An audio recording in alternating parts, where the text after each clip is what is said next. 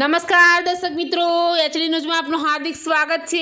હું છું આપની સાથે આરડી વાઘેલા। જોઈએ આજના મુખ્ય સમાચાર। વાલિયાના સોડ ગામની ટોકરી ખાડીમાં ઘોડાપુર આવતા 3 ફળિયામાંથી રહીશોનું રેસ્ક્યુ કરાયું। વાલિયા તાલુકાના સોડ ગામ નજીકથી પસાર થતી ટોકરી ખાડીમાં ઘોડાપુરને પગલે તંત્ર અને પોલીસ દ્વારા 3 ફળિયામાં ફસાયેલા 150થી વધુ લોકોનું રેસ્ક્યુ ઓપરેશન હાથ ધરવામાં આવ્યું। વાલિયા નેત્રંગ તાલુકામાં અતિ ભારે વરસાદ ખાબકતા નદી નાળા છલકાતા સ્થાનિકો મુશ્કેલીમાં મુકાયા હતા।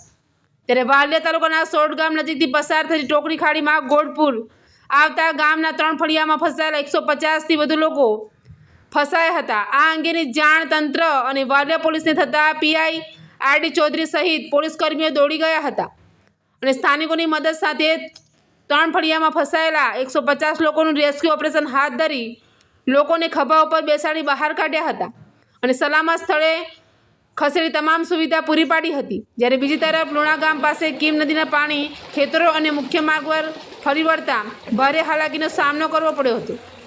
એચડી ન્યૂઝ સાથે રિપોર્ટ જયેશ પ્રજાપતિ, અંકલેશ્વર।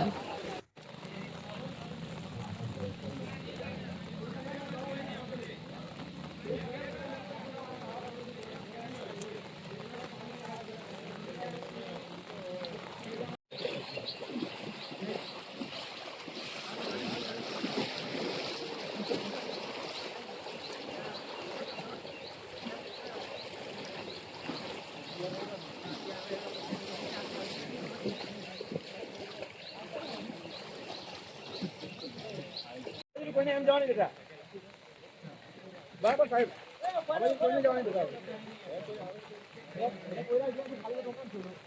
મારે કીધું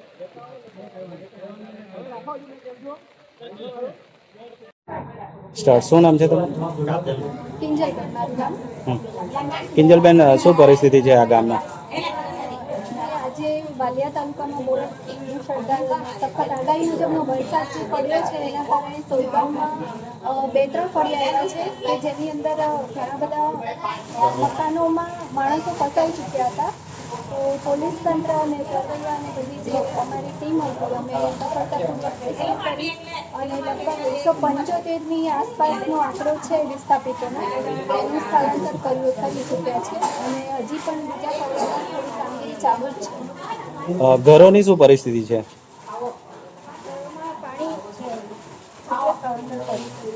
ઘરોમાં પાણી બહુ આવી ગયું છે એના લીધે પછી આખી રાત ત્યાં રાખી અને તંત્ર દ્વારા શું વ્યવસ્થા છે સ્થળાંતર કરેલું હતું? ફૂડ પેકેટ આપવામાં આવ્યા છે અને જમવાની એની વ્યવસ્થા કરવામાં આવશે।